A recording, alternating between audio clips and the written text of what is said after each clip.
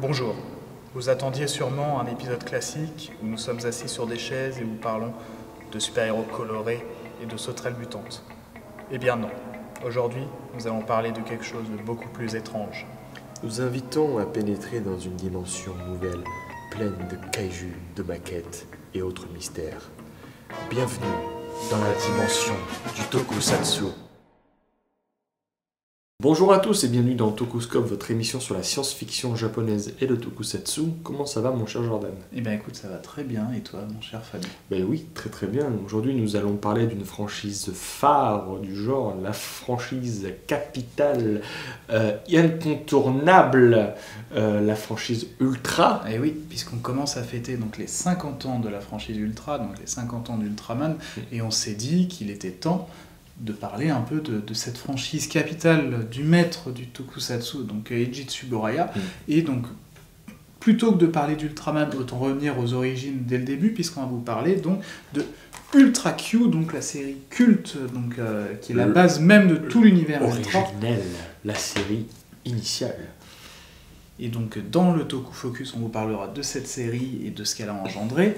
Dans la Tokukave, Fabien, de quoi nous parler? Nous allons parler d'un film dont Eiji Tsuburaya a signé les effets spéciaux en 1953, puisqu'il s'agit de Fièvre sur Anatahan. Donc un film qui n'est ni un tokusatsu, ni un film japonais. Ce qui est quand même une petite étrangeté, comme vous le verrez. Et enfin, dans le Dikotoku, on va essayer un peu de parler d'Eiji Tsuburaya. Alors, est-ce qu'on va réussir ou est-ce qu'on va se faire un Diko épique en plusieurs parties? Donc ça, vous le découvrirez avec nous, donc ce sera la surprise. Donc, en tout cas, on commence avec le Toku Focus.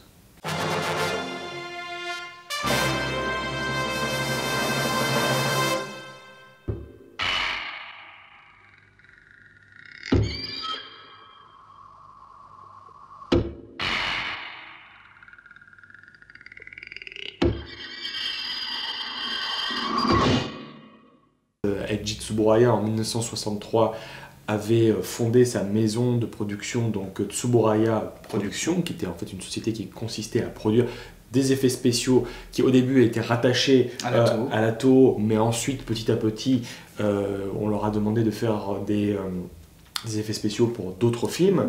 Il y avait eu même un film américain avec Frank Sinatra dans le milieu des années 60, une coproduction américano-japonaise. Et donc il y a eu le souhait ensuite de faire un programme télé orienté science-fiction dans l'esprit de la quatrième dimension. Il faut dire que la télévision prend petit à petit un pouvoir monstre et va du coup devenir le loisir numéro 1 au détriment du cinéma, petit à petit. Tout à fait, ça va devenir en plus l'une des causes de la crise des studios japonais à la fin de l'année 1960. Il a eu l'intelligence de tout de suite comprendre que la télévision c'était le futur et de plus se focaliser sur la télévision que sur le cinéma. Tout à fait. Donc il approche dans un premier temps la Fuji Television pour son concept qui s'appelait Who. Donc en fait Who, ça devait raconter l'histoire d'une entité extraterrestre qui devait débarquer sur Terre pour nous aider à résoudre des problèmes d'ampleur, on va dire, à l'échelle planétaire. Sauf que vu que Who n'était pas vraiment une entité palpable, c'était plus un truc qui voyageait, qui flottait, ils n'étaient pas tout à fait chauds pour financer le projet, surtout que Tsuburaya avait aussi spécifiquement demandé d'acheter une tireuse optique pour développer des effets spéciaux complexes et du coup Fuji Télé n'était pas du tout disposé. Ça coûtait une blinde. Voilà, ça coûtait une blinde. Il n'y avait que Walt Disney qui avait, donc c'était la fameuse Hawksbury 1200, donc qui était un truc qui coûtait une fortune et donc Fuji Télé ne voulait pas investir là-dedans. Mais du coup son fils, c'est Hachime Tsuburaya qui était chez TBS, lui a dit peut-être que tu pourrais développer ton projet là-bas. Et effectivement, non seulement donc TBS leur a dit ok, on va développer ce projet avec vous, mais on va aussi vous acheter la fameuse Hawksbury 1200. Donc voilà. Cependant, il faut quand même se dire que même si le projet était vraiment une base de la quatrième dimension, le succès grandissant des films de Godzilla et de Gamera à la même période, donc en 65-66, fait que TBS va lui dire « Ok, tu fais ta série, mais tu fais une série avec des kaijus dedans parce que les kaijus fonctionnent très bien et c'est ce que les gens ont envie de voir. Tout à fait. Pendant un temps, ça s'appelle Unbalance, donc qui veut dire déséquilibre, parce que l'idée c'était de montrer comment le monde normal d'un coup se mettait à switcher, on voyait des choses étranges qui commençaient à apparaître. Finalement, la série va encore changer de nom, ça va s'appeler Ultra Q. Pourquoi Ultra Q? Parce que c'était inspiré de l'Ultra C, qui était en fait un mouvement de barre parallèle qui était exécuté par un champion d'athlétisme à l'époque, et à chaque fois qu'il réalise aux Jeux Olympiques, voilà, en 1964, et à chaque fois que ce mec-là a réalisé cette figure, la forme d'un C, voilà, mais surtout il y a le présentateur qui disait Ultra, voilà, et Q. Pour question, en fait, c'est le diminutif de question, et surtout, c'est aussi lié à une autre série qui était produite par la TBS à l'époque. En fait, c'est QQ Taro The Ghost, donc qui était une série d'animation où le personnage principal était doublé par Machiko Soga, donc le petit fantôme Q-Taro, et en fait, les deux séries allaient être mises ensemble durant le même programme qui s'appelait L'Heure Takeda. Takeda qui était en fait une firme pharmaceutique qui en fait produisait, qui était le sponsor des émissions. Il faut savoir que outre tout ce qu'on a dit là, Tsuburaya va carrément demander au chef opérateur de Ishiro Honda, donc Hajime Kozumi, de venir faire la photographie spécifiquement de Ultra Q, donc c'est-à-dire une photographie noir et blanc, tournée en 4/3, tourné en 35 mm, je précise, c'est pour ça qu'on a ça se voit parce que c'est un noir et blanc qui est très contrasté, qui est très magnifique. Et pour la musique, il va appeler aussi Kunio Miyoshi, qui sera plus tard connu comme étant le compositeur de Ultraman. Donc en fait, Ultra Q, on suit 3 personnages. On a donc le pilote, donc Jun Manjome, qui est joué par Kenji Sahara. On a une jeune journaliste photographe qui est jouée par Hiroko Sakurai, qui deviendra la dame d'Ultraman, on va dire. La star d'Ultraman. Tout à fait, et un autre personnage, un troisième mec, Ipei. Donc tous les 3, à chaque fois, ils se retrouvent au cœur de situations étranges où on a des kaijus qui arrivent dans un premier temps, des kaijus très inspirés par ce qu'on verra ce qu'on a vu dans les films de Lato, notamment Goro, une espèce de gorille géant qui était en fait un costume de King Kong recyclé. Ce qu'il faut surtout savoir, que vu que Tsuburaya avait accès à tous les backlots de Lato, en fait il pouvait repiquer un peu tous les costumes qu'il y avait là-bas. Et les sons aussi. Et du coup, il y a énormément de monstres qui sont repris de monstres de Lato. Donc on a parlé de ce personnage-là qui a une reprise de King Kong, le personnage de Gomez. C'est ni plus ni moins que le Godzilla de 64. Ils ont repris le costume de Manda aussi, ils ont repris le costume de Rodan. Le monstre de Goras apparaît également dans le film. Il y a énormément comme ça de personnages qui sont repris des films de Lato et qui apparaîtront par la suite dans la série. Même dans Ultraman, ça se voit, par exemple Jiras, qui est aussi un costume de Godzilla, qui a une collerette. Alors on aura l'occasion de le redire, mais pourquoi il a une collerette? Tout simplement parce qu'ils ont pris la tête d'un Godzilla qu'ils ont mis sur le corps d'un autre costume. Donc il fallait faire une jointure en fait. Mais voilà, donc il y a des personnages comme ça qui sont reconnaissables parce qu'ils ont réutilisé les costumes. Tout à fait, il y a ça, il y a l'ancienne école et la nouvelle école, puisqu'on va avoir d'autres monstres qui vont être créés par Toru Narita, qui était un artiste d'avant-garde qui du coup a créé, on va dire, ces nouveaux kaiju qui étaient beaucoup plus baroques et beaucoup plus fous, qui s'affranchissaient, on va dire, de l'inspiration préhistorique. Pour partir vers des choses vraiment nouvelles et vraiment exotiques. On a Ragon, ce fameux monstre marin avec ses grands yeux, ou alors le fameux Pigmon, mais qui s'appelle pas encore Pigmon. Il s'appelle Garamon, sauf que c'est le même mais en version grande et méchante en fait. Ce qui est dingue dans Ultra Q, c'est qu'effectivement on part vers le kaiju, mais plus ça avance et plus on va dériver vers des situations fantastiques. Il y a un épisode génial où on a des humains miniatures qui vivent dans des micro-sociétés justement pour gagner de l'espace sur le territoire japonais. Il y a un épisode où c'est un peu l'ancêtre des Langoliers de Stephen King, où on a un avion qui disparaît dans une dimension parallèle où il y a un monstre géant. Pourquoi aujourd'hui tu conseillerais une série comme Ultra Q, toi, par rapport à ton vécu, par rapport à la série? Déjà parce que c'est bien réalisé, je veux dire, c'est une série qui est en noir et blanc. Alors certes, la série a été colorisée, mais je ne supporte pas de voir la version colorisée parce que toute l'ambiance de la série tient au noir et blanc et au contraste. Honnêtement, ça c'est clair et net.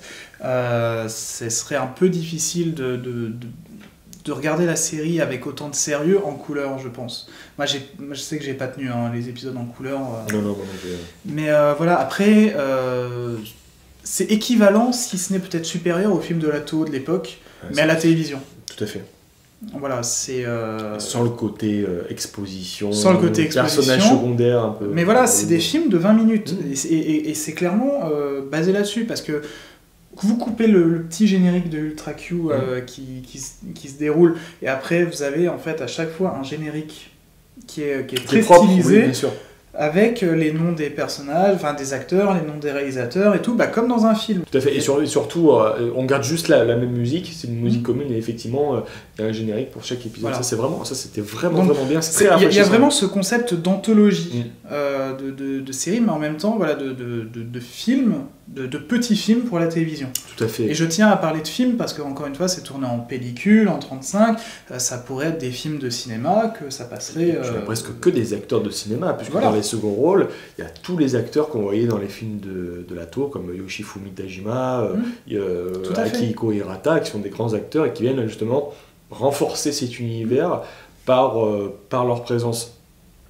Je trouve qu'en termes... Ce qui est génial, c'est qu'il y a vraiment des expérimentations à tous les niveaux. Les créatures qui sont toujours très belles, même si des fois elles sont recyclées d'autres films de Lato. C'est une série aussi qui s'auto-vanne des fois. Oui. À la fin, on sent que ce fameux épisode avec les humains miniatures, où on voit justement des humains géants qui marchent sur ces miniatures, on sent que Tsuburaya s'amuse lui-même avec ses propres techniques, avec les propres modèles qu'il a inventés. Et je trouve ça très intelligent. Il y a une mise en abîme de la technique qu'on voit jamais dans les films de Lato, que je pense que seul Ultra Q pouvait faire. Et même quand tu regardes Ultraman après, qui va être fait juste après, qui est une série d'un autre genre parce qu'on a un super héros, tu n'as pas tu n'as jamais cette mise en abîme de parfois le quatrième mur qui est cassé, mais tu n'as jamais cette mise en abîme de la fiction je pense que Ultra Q, justement, Ultra Q c'est bien parce que ça tient au côté mystérieux de la quatrième dimension, tu vois. C'est une série à part, il n'y a pas de super-héros, il n'y a pas d'extraterrestres ou très peu, c'est souvent que des trucs fantastiques, mais toujours très sérieux. L'arrivée des kaijus est toujours montrée de manière sérieuse. Tout à fait. Quand on regarde la série, c'est vraiment une série horrifique. C'est pas une série fantastique, c'est une série limite horrifique. Avec des situations plus ou moins étranges. Il y a même un épisode dans une maison hantée, là, avec la pluie qui tombe dehors. C'est ça, il y a énormément de détails qui mettent la série à part. Tout à fait. Enfin voilà, la réalisation, l'atmosphère, le sujet traité, qui ne sont pas des concepts qu'on verra par la suite. Ultra Q, pour moi, c'est vraiment une série à part, quoi. C'est une série qui aura eu aussi un héritage très fort sur la durée, puisque quand vous voyez par exemple le film Gamera 2 de Shusuke Kaneko, le début, c'est la première manifestation de Légion, c'est une fleur géante qui pousse dans un immeuble. Et ça reprend directement un épisode d'Ultra Q qui s'appelle Mammoth Flower, où on a une fleur géante qui pousse dans un immeuble et où les militaires sont mobilisés pour la faire exploser et tout ça.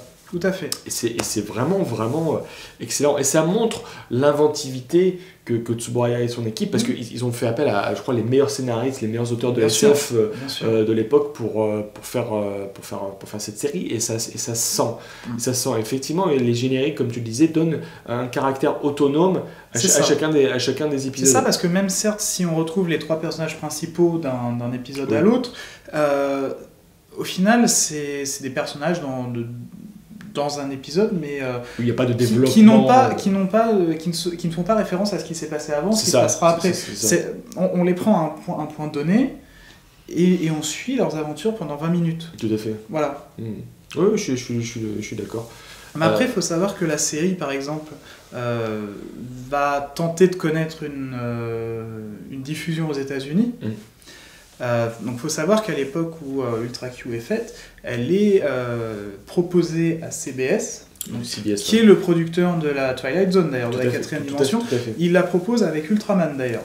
Et autant Ultraman sera diffusé, direct, autant Ultra Q ne sera pas diffusé pour la simple et bonne raison que c'est une série en noir et blanc et que déjà à l'époque on commence à avoir des séries en couleur.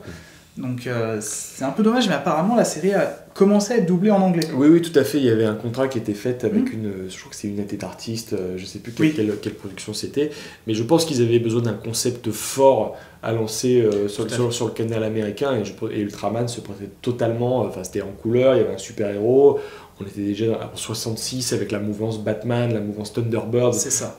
Oui, il fallait clairement quelque chose de neuf et de péchu, alors que Ultra Q est plus dans l'esprit début des années 60, comme tu fais Twilight Zone et Outer Limits. Et surtout, Ultra Q, c'est quand même plus une série d'auteurs. Et d'adultes. Enfin voilà, moi quand je vois des épisodes d'Ultra Q, j'ai pas envie de faire un lien avec la nouvelle vague, mais presque. Mais presque, parce que t'as des épisodes tournés dans la rue, caméra à l'épaule, en mode un peu cinéma guérilla. On est en plein dedans, quoi. C'est une série qui capte vraiment l'atmosphère du Tokyo des années 60. C'est ça. On est au plus près de cette ville, de l'urbanisme de cette ville, peut-être même plus que les films de Godzilla des années 60 qui vont vraiment commencer à se passer dans le futur. C'est ça. C'est-à-dire quand tu vois certains épisodes qui se passent dans Tokyo, ben moi les images que j'ai, c'est... Enfin, quand je vois ça, moi je pense à des films comme À bout de souffle, même si ça n'a rien à voir, mais le tournage comme ça, moi des fois je pense à du Godard ou du Truffaut, même si ça n'a rien à voir. Non mais tu as raison, parce que moi je pensais par exemple à un film que j'adore qui est Le visage d'un autre de Hiroshi Teshigahara, qui lui à l'époque en 66 tournait encore en noir et blanc et en 1,85, tu vois, en 33, tu vois, et tu te dis voilà, il y a ce reste effectivement de nouvelles vagues de cinéastes autorisants qui ont envie de tenter des choses à la télé, alors que quand même on parle de TBS, donc la grande chaîne de télé, de Tsuburaya qui est le mec de studio et tout ça, mais ça montre que la Toho ne permettait plus de faire certaines choses déjà à l'époque, et qu'il y avait besoin de s'extraire de la Toho, de s'en affranchir pour tenter des choses nouvelles. Mais totalement. Et je suis sûr que la plupart des monstres que tu vois dans cette série et qu'on verra plus tard dans Ultraman ne seraient jamais passés dans la production Toho. La seule concession que la Toho a faite, c'est qu'ils ont demandé à Toru Narita de faire la tête des Gargantuans là, dans la guerre des monstres. Mais c'est le seul truc qu'ils oseront faire. Il fallait toujours rester dans le côté dinosaure préhistorique ou dragon de l'espace, alors que dans ces monstres tu as des créatures baroques qui sont complètement folles.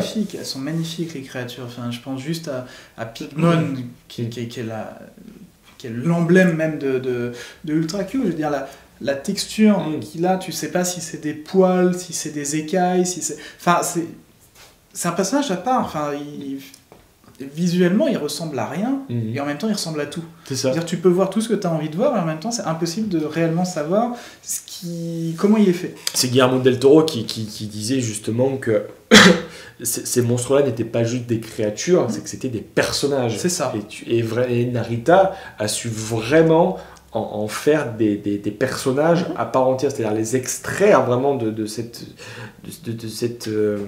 esprit préhistorique, je me répète, mais vraiment c'est important de voir comment il a détourné les codes de fabrication du monstre pour créer une nouvelle école, et comment cette école va aussi influencer la création d'Ultraman, qui est un truc qui était complètement neuf en termes de design, mais qui aussi lui est passé par des stades de maturation, de changement, de modification totale. Qui a failli ne jamais voir le jour. Qui a failli jamais ne voir le jour, ou alors pas du tout dans cette forme-là. Donc non, mais moi Ultra Q, je pense que ça reste la série supérieure. Même si j'adore Ultraman, cette série-là pour moi, elle se hisse au-dessus justement par sa mise en scène, par son montage aussi, parce que les deux sont liés. La musique qui est sublime, et puis par les acteurs aussi qui sont tous vraiment très très bien, qui jouent le jeu de la série sombre et très sérieuse. Pour moi, c'est un chef-d'œuvre de la télévision japonaise. C'est une œuvre incontournable. Donc, c'est disponible en DVD US. Chez Shout Factory. En noir et blanc, et c'est bien, parce qu'ils auraient très bien pu décider de sortir la version couleur, ou du moins de mettre les deux versions. Mais finalement, c'est cool. Ils ont respecté le format, ils l'ont laissé en noir et blanc. Très beau sous-titre. C'est magnique. Et c'est Auguste Dragon qui a supervisé très belle édition. Petit regret, il n'y a pas de bonus, mais je sais que vous pouvez télécharger. Vous pouvez télécharger la note de production qui est super intéressante. Donc vraiment, procurez-vous le DVD parce que c'est vraiment un chef-d'œuvre total. Et puis il y a 28 épisodes qui ne se ressemblent jamais. Donc oui, c'est vrai. Voilà, et puis même si vous n'avez pas envie de vous faire tout, vous faites un épisode au hasard, prenez votre plaisir pendant 20 minutes, vous un petit truc horrifique comme ça, là, un soir où il pleut et tout. Exactement, c'est atmosphérique. C'est voilà. C'est atmosphérique. Ouais, vous faites votre soirée. Un soir d'Halloween, tu te passes 2 ou 3 épisodes d'Ultra Q, c'est clair. Pas forcément avec les kaiju, mais au moins les histoires fantastiques, ça passe très bien. Ouais. Dans le noir, avec le noir et blanc comme ça sur ton écran, enfin ça passe très bien. Je suis d'accord. Voilà. Bon, et on passe à la cave. À la cave. Alors, dans cette cave, Jordan, tu vas parler d'une œuvre assez unique en son genre, d'une œuvre qui te tient à cœur. Toi, je vais ni parler d'un tokusatsu, ni d'un film japonais. Donc vas-y, tu vas nous parler de quoi? Alors, je vais vous parler de Fief sur Anatan. Donc, Fief sur Anatan, c'est un film de Joseph von Sternberg. Et ce qui est assez intéressant, c'est que certes, c'est pas un tokusatsu, certes, c'est pas un film japonais, mais pourtant... Qu'est-ce que c'est alors? C'est un film de guerre qui a été fait dans les années 50. Et malgré tout, on pourrait quand même le classer dans la catégorie tokusatsu quand même. Parce que vous avez Eiji Tsuburaya qui a supervisé donc, les effets spéciaux, vous avez Akira Ifukube qui a fait la musique, vous avez énormément d'acteurs et d'actrices de tokusatsu, notamment une actrice de King Kong contre Godzilla, Akemi Negishi, même un des acteurs de Ultra Seven notamment. Enfin voilà, non franchement c'est... à la croisée de tout. De quoi ça parle? Alors en fait, ça parle d'un équipage pendant la Seconde Guerre mondiale, un équipage sur un bateau qui se retrouve piégé sur une île, donc l'île de Anatan, et du coup, ils vont un peu, j'ai envie de dire, redevenir sauvages. Survival en fait. Voilà, c'est un survival où en fait il y a ceux qui vont vouloir protéger la fille, il y a ceux qui vont vouloir se la faire, clairement. C'est assez... ouais, c'est un survival. Un peu avant-gardiste, je trouve.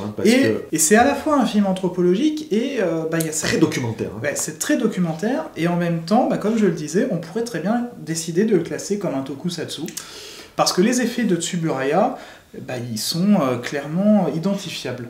Il y a toute la panoplie de ce que Tsuburaya pouvait faire à l'époque. On a le travail avec les projections frontales, on a des made painting de la nature, beaucoup de projections frontales, de plans d'effets spéciaux, avec des mecs qui sont sur des écrans, tout à fait, en train de regarder à l'horizon, vraiment du made painting. Et on sent qu'il y a quand même quelques préparations de ce qu'il va faire juste après sur Godzilla, ce cher Tsuburaya. Par exemple, si vous regardez la séquence d'ouverture du film, que vous la comparez avec celle de Godzilla, vous remarquez que c'est exactement la même séquence. Même à la valeur de plan près, c'est-à-dire que c'est des personnes sur un bateau, il y a un danger qui arrive, alors dans Godzilla, c'est le monstre, là c'est les bombardiers, et puis du coup vous avez ce chaos qui règne, la destruction du bateau, enfin c'est quand même très proche, et il faut se dire qu'on est en 53, Tsuburaya bosse un an après, enfin quasiment en même temps sur le Godzilla, il y a beaucoup de similitudes. Et en même temps, il bosse sur un gros film de guerre qui s'appelle L'Aigle du Pacifique, aussi, dans lequel on a des effets à peu près similaires et qui demandait quand même un sacré boulot. Donc je l'imagine enchaîner ces 3 productions assez importantes en moins d'un an, ça doit être quand même du boulot de titan. Et donc le film a été fait totalement en japonais. Mais par-dessus, ils ont mis une voix off. Alors, c'est totalement volontaire de la part du réalisateur. En fait, Joseph Van Sternberg décide de totalement mettre l'action de manière distancière, c'est-à-dire qu'il va raconter toute l'action, tout ce qui se passe. Non pas dans le but de montrer que les Japonais sont des abrutis finis qui parlent pas la même langue que les Américains, mais uniquement pour avoir encore une fois ce côté anthropologique, ce côté documentaire. Et pour vendre le film aussi sûrement. Et pour vendre le film. Mais franchement, un choc quand j'ai vu les effets. J'aimerais bien que ça ressorte dans une édition potable, parce que la qualité de ces films sans frontières, donc c'est totalement pourrave.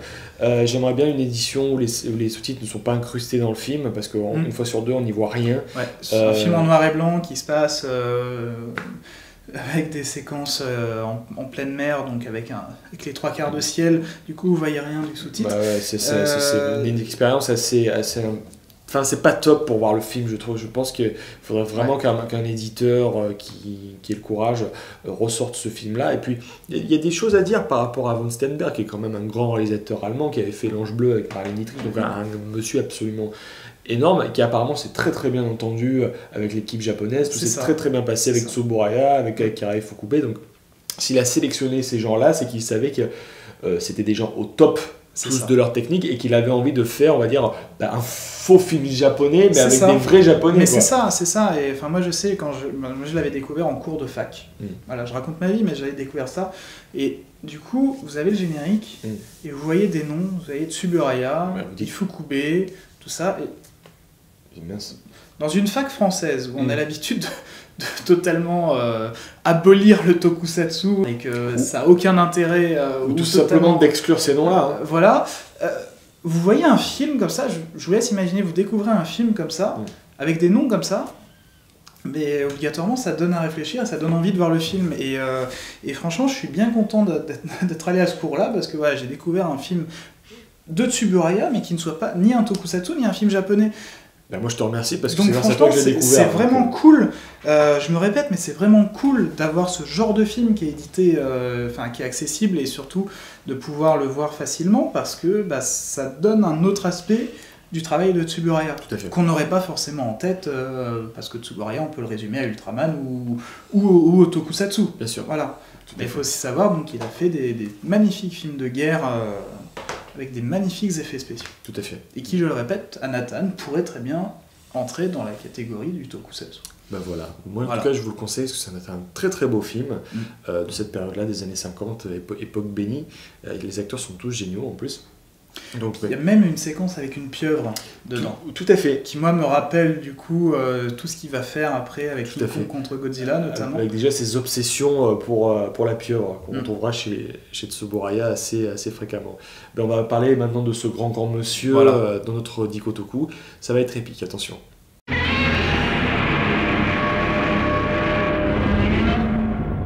Quand vous abordez quelqu'un d'aussi énorme et d'aussi capital que Eiji Tsuburaya, c'est quand même une tâche délicate, parce qu'il faudrait limite une série d'émissions pour... Même un focus. Focus sur lui pour aborder toute sa vie et tout ce qu'il a fait. Voilà, c'est un personnage tellement complexe et tellement...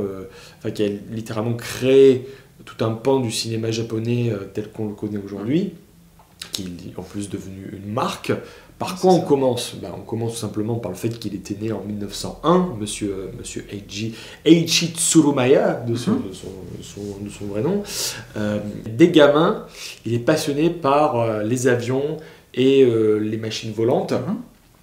Il va tenter d'ailleurs au début, de rejoindre une école d'aviation. Il va rejoindre cette école d'aviation, mais le responsable de l'école se crache, donc du coup on va dire que ça enterre tous ses rêves assez rapidement, et il trouve qu'il a des qualités lui-même de fabricant. C'est un mec qui aime construire des choses, qui aime construire des objets. Il va commencer à travailler dans un magasin de jouets, je crois, dans une usine de jouets. Dans une manufacture de jouets, tout à fait.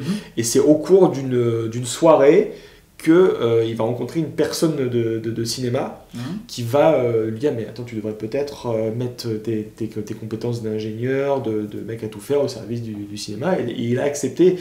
Et du coup, il va bosser notamment avec Teinosuke Kinogusa, qui avait fait La Porte de l'Enfer, pareil, un grand cinéaste, notamment. Et Tsuburaya va travailler sur presque toute la chaîne de fabrication des films, c'est-à-dire il va bosser aussi bien au département des effets optiques, il va bosser sur les montages, il va bosser à la photographie. Ce qui est très important pour réaliser par la suite des effets spéciaux, parce que ça permet de théoriser énormément la façon de le faire, et je pense qu'on ne peut pas prendre conscience de la réalisation d'un effet spécial sans faire un peu de montage. Surtout à cette époque-là. Surtout à cette époque-là. Limite la fonction de base pour tout réalisateur aspirant, pour tout aspirant réalisateur, c'était de devenir déjà monteur de base. C'était le cas de Kurosawa, qui était assistant réalisateur et monteur avant de passer à la réal. Et Tsuburaya, en 1933, alors qu'il a quand même 32 ans, il y a une révélation.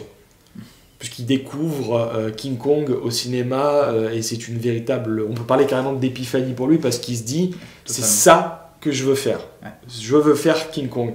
Et c'est devenu un expert sur le film à tel point qu'il a écrit beaucoup d'articles et de dossiers dans des revues cinéma à l'époque. C'est devenu un des plus grands théoriciens japonais sur King Kong. J'imagine les textes aujourd'hui, j'imagine qu'il faudrait un jour retrouver ces textes-là, les exhumer, parce que ça doit être absolument... Ce qui est compréhensible dans la mesure où King Kong aussi a été à la base de beaucoup de choses. Tout à fait. Notamment dans le cinéma et dans la perception qu'on en a, et du monstre au cinéma. Enfin, c'est une date. C'est une base pour tellement de choses que je peux concevoir ça. C'est ça.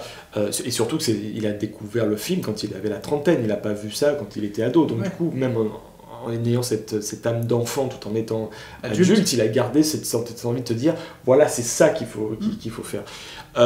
Il a notamment, dans les années 30, réalisé une adaptation du conte de la princesse Kaguya, qui aujourd'hui est un film perdu. Donc il avait réalisé tous les effets, toutes les maquettes et tout ça. Dans les années 40... notamment, vous avez parlé de ce film Ramayama, qui était ce film d'animation avec des poupées. Donc mais surtout, il avait fait énormément de films de guerre. Bon, on se souvient de la bataille entre Hawaï et la Malaisie. Qui étaient des films de propagande. La Toho produisait énormément de films propagandistes, mais des films de spectacle à grande échelle.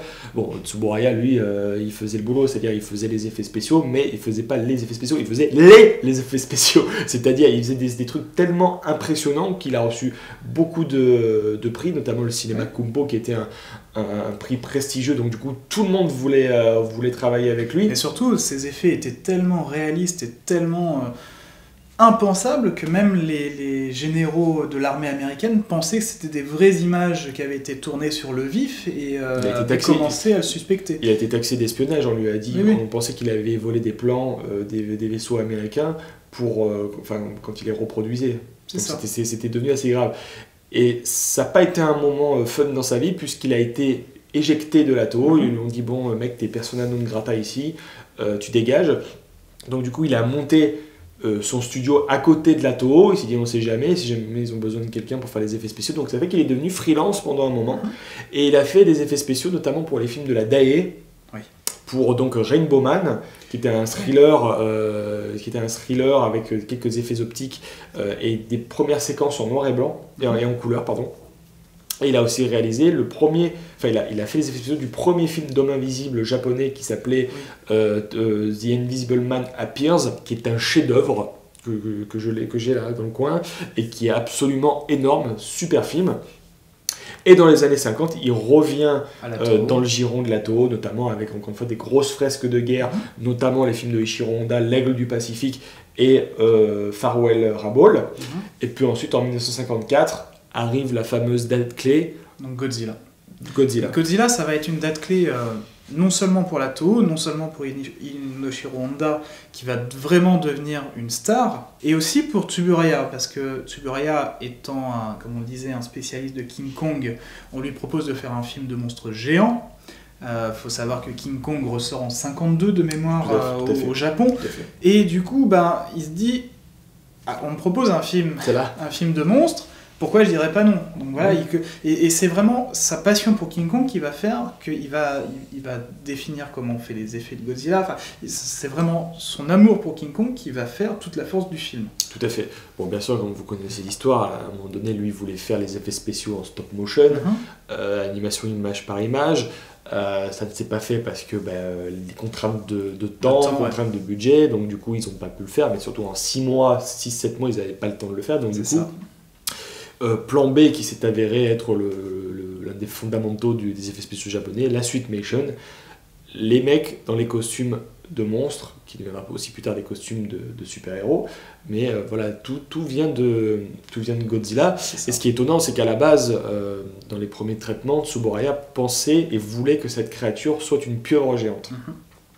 Et on dit non, il faut mieux que ça soit un dinosaure, parce qu'en plus il y avait le film Le monstre des temps perdus qui avait été aussi un gros carton au Japon. Ils se sont dit non, il faut que ça soit une créature préhistorique, donc restons sur un dinosaure. Donc Godzilla, carton cosmique à l'époque, planétaire. Du coup Tsuburaya devient la coqueluche des effets spéciaux au Japon, donc ça fait qu'il travaille sur tous les films d'effets spéciaux de la Toho. Il va surtout s'armer d'une armée d'assistants qui va former, qui ne vont jamais le lâcher, surtout qui vont devenir ces petits hommes de l'ombre comme ça. Ces lieutenants, des gens comme Sadamasa Arakawa, il y a Teruyoshi Nakano, et plus tard Koichi Kawakita qui va les rejoindre. Mais ce qui est marrant, c'est que la technique de Tsuburaya n'est pas que la suitmation. Il faut savoir qu'il produisait énormément de matte painting, toujours les effets optiques, les transparences, les maquettes. C'est avant tout ça sa formation de base à Tsuburaya. Ça reste les maquettes. Pour moi, je pense que c'est un meilleur concepteur d'univers miniature qu'un fabricant de monstres. C'est pour ça que j'en reviens à Nathan. Mais à Nathan, pourquoi c'est important et un film capital? Justement parce que c'est tout le concentré du savoir-faire de Tsuburaya, sauf la suitmation. Sauf la suitmation. Il faut savoir aussi qu'il avait été appelé sur les films de Akira Kurosawa, notamment Le Château de l'Araignée et La Forteresse cachée, où il a fait des effets optiques, les effets d'explosion, tout ça. Sur Le Château de l'Araignée, il y a une scène avec des arbres géants qui a été faite par Tsuburaya. C'était lui qui fabriquait les génériques des films de la Toho, c'était lui qui les... Ça se voyait parce que tous les génériques étaient des effets optiques en soi. Exactement. Même le logo de la Toho, je crois que c'est lui qui l'a fait. Tout à fait. Et il faut savoir aussi une chose, c'est que finalement la dernière décennie de sa vie va être finalement la plus significative et la plus productive, puisque la Toho va faire de plus en plus de films d'effets spéciaux à grande échelle, des films comme Atragon, des films comme Gorat, donc des films de plus en plus gros, de plus en plus importants, qui nécessitent plein d'effets. Et surtout en couleur. Et surtout, c'est surtout ça. Couleur et cinémascope. En couleur et en cinémascope, donc ce qui veut dire des effets obligatoirement plus aboutis, beaucoup plus de grandiose dans la réalisation, qui veut dire du coup de penser non plus comme en noir et blanc 4/3, mais avec une image beaucoup plus rectangulaire et resserrée. Enfin, ça va être énormément et surtout en volume, et c'est surtout ça va beaucoup changer dans sa façon de faire, je pense. Tout à fait, et c'est vrai qu'il va rester très actif à la Toho jusqu'en 1965. Mais entre-temps, ils fondent donc sa fameuse compagnie, Tsuburaya Productions, en 1963. Et ensuite, il va lui-même se consacrer à toutes ses productions de séries télé personnellement, et il va laisser tout à fait les films de Godzilla et d'autres à ses assistants, notamment à Arikawa, qui va assurer Le Fils de Godzilla et Les Envahisseurs attaquent. Surtout aussi parce que dans les années 60, il faut dire que la Toho délaisse un peu Honda et fait venir d'autres personnes. Donc, du coup, Tsuburaya trouve là l'excuse pour dire c'est un autre réalisateur, donc embauchez mes petits mecs. D'ailleurs, il y avait justement eu ce petit problème sur le Ebirah, parce que de mémoire, au début, ça devait être un film de King Kong contre Ebirah, et la boîte américaine qui coproduisait le film voulait Tsuburaya et Honda, mais la Toho voulait Yun Fukuda, et donc c'est pour ça que c'est pas Tsuburaya qui signe 100% des effets spéciaux. Enfin voilà, il y a des petites histoires comme ça. Mais Tsuburaya était revenu exprès pour faire les effets spéciaux de la Garde des monstres et de King Kong Escapes, parce que justement c'était des créatures simiesques, parce qu'il y avait cette parenté avec King Kong qui disait que le mec voulait être sur les projets. Mais c'est vrai qu'il s'est beaucoup consacré ensuite à toutes ces séries personnellement, Ultra Q, Ultraman, Ultra Seven, Busca. Le fameux monstre pour enfants qui est tout mignon que Tsuburaya a créé pour les tout petits. Kaiju le toku éducatif, le kaiju éducatif. Voilà, tout à fait. Et Mighty Jack aussi, qui a été l'une des grosses créations, Kaiki Daisekusen aussi, tout ce genre de séries. Et il nous a quittés en 1970. De manière prématurée. Tout à fait. Et c'est vrai qu'après son décès, il y a eu une période de questionnement. Et une période de deuil. Ouais. Surtout une période de deuil, parce que par exemple, si je prends Space Amoeba, qui est un film de l'espace, qui est le premier film post-Tsuburaya presque, on voit clairement que les gens, ses assistants, ils sont un peu dans la tourmente, et on sent un espèce de sentiment de malaise. C'est que on voit les monstres déambuler comme des vieillards. Moi, ça me fait penser à des vieillards totalement désabusés. Même Honda, qui est à la réal, on sent qu'il a plus la pêche. On sent qu'ils ont été choqués, et ils savent plus comment faire sans le mettre. On sent qu'ils sont perdus, et ça se voit dans la réalisation. Mais même chez Tsuburaya Productions, parce que là tu as parlé du versant Toho, chez Tsuburaya Productions, ils se disent qu'est-ce qu'on fait ? C'est ça. Qu'est-ce qu'on fait ? Donc ils ont attendu 1971 et ils ont relancé Ultraman, donc avec Ultraman Jack, qui est qui ressemble quand même à l'original en termes de design. Donc on se dit, bon, bah, faisons repartir Ultraman. Et c'est à partir de ce moment-là qu'Ultraman va devenir littéralement une franchise. Ce qui n'était pas encore le cas de l'époque d'Ultra Seven. Non, et puis qui étaient encore des tentatives. Oui, c'était des choses vraiment différentes. Ultra Parce qu'il n'y a aucun Ultraman qui se ressemble sur la première période. Tout à fait. Et là, on part vers des choses, on dit, bon ben voilà, il faut amorcer des franchises, il faut amorcer des formules qui fonctionnent. Et c'est là où finalement chaque héritier de Tsuburaya va vraiment pouvoir s'exprimer. C'est normal, puisque par exemple, M. Teruyoshi Nakano, qui va devenir le chef du département des effets spéciaux de la Toho, va devenir Monsieur Explosion, puisqu'il va se spécialiser dans les effets pyrotechniques. Bon, Godzilla va connaître une période de décadence, alors que les autres films catastrophes de la Toho vont, eux, être de plus en plus réussis. On a Monsieur Kawakita, qui dans les années 80... Qui est Monsieur Rayon. Monsieur Rayon à distance. Il faut savoir que c'est lui qui aimait beaucoup mettre des rayons colorés dans les monstres, et encore des effets optiques comme ça. Ben, chaque personne va tenter d'amener ses propres thématiques, mais ils n'auront jamais, je pense, cette vision merveilleuse que Tsuburaya avait lui-même dans sa perspective, dans sa manière de vivre sa vie. C'est aussi une personne qui était à la bonne époque pour créer tout ce qu'il a créé. Et il faut dire que les personnes de l'ère Showa se lâcher, c'est-à-dire ces personnes-là étaient prêtes à créer n'importe quoi.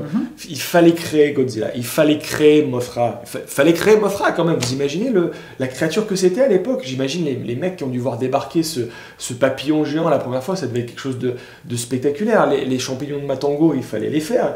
Tous les Ashman, aussi bien les créatures horrifiques à taille humaine que les kaiju, il fallait créer tous ces monstres-là et surtout les décliner de différentes manières. Les premiers kaiju étaient plus horrifiques, après on va partir dans le conte de fées avec Mothra, puis on se revenir à quelque chose de plus sérieux avec la guerre des monstres. Il fallait créer tous ces personnages, toutes ces planètes, les décors de la planète X, qui étaient un truc de fou. Quand tu y penses, c'était des plateaux immenses. C'est ça, tous les plateaux de la Toho étaient réquisitionnés pour les films. Enfin, j'ose même pas imaginer la quantité de travail.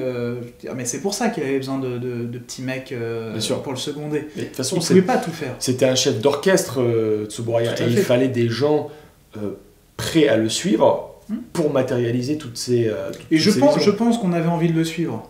Parce que quand tu vois tout ce qu'il avait en tête et jusqu'où il était capable d'aller, je pense que c'est un mec que tu pouvais avoir envie de suivre sans te poser trop de questions. C'est ça, mais tu savais aussi que toi aussi, étant passionné d'effets spéciaux, tu avais envie de l'aider à matérialiser ses visions uniques. Et ça se voit, je veux dire, dans plein de films récents de ces 20-30 dernières années. Je veux dire, même un film comme Independence Day, ça fait clairement penser à The Mysterians. Moi, je pense à un film récent comme Pacific Rim, qui transpire le Tsuburaya, ces combats de kaiju en plein milieu d'une mer déchaînée, c'est des choses qui viennent. C'est parce que aussi ce qui est génial avec Tsuburaya, ça c'est un truc qui est aussi fruit de sa relation avec Honda, c'est qu'il y a ce rapport très organique entre les créatures et la nature japonaise. Et ça c'est le seul qui est arrivé à faire ça pour moi. Tout à fait. C'est le seul, parce que je pense qu'avec Honda, ils étaient très complémentaires et qu'ils avaient une vision du monde très similaire, à la fois très désenchantée, mais en même temps pleine d'espoir et portée sur l'importance de la nature japonaise. Bien sûr. Les monstres sont plus grands, mais la nature sera toujours plus grande. Il y aura toujours un volcan plus grand pour surclasser le kaiju. Et voilà. Voilà, il y aurait tellement de choses à dire. Je veux dire, c'était quelqu'un qui transpirait le cinéma par tous les pores et qui aura permis, je pense, à constituer l'une des aspects les plus forts du cinéma japonais. Oui, ok Kurosawa, ok Ozu, ok Mizoguchi, ok tous ces mecs-là, mais Tsuburaya aura été l'un des cinéastes, je le dis bien, les plus importants de tout le cinéma japonais, parce que son héritage est encore là aujourd'hui, c'est plus de 50 ans après Ultraman, tout ça. Si ces personnages sont encore là et qui inspirent encore les enfants, et même d'autres mecs à vouloir faire des effets spéciaux à l'ancienne, traditionnelle, c'est que ce mec-là a marqué son époque par ses techniques et par sa vision de ces techniques. Totalement. Voilà. Totalement. Voilà. On pourrait faire une dissertation d'1 heure, mais je pense qu'on va s'arrêter là.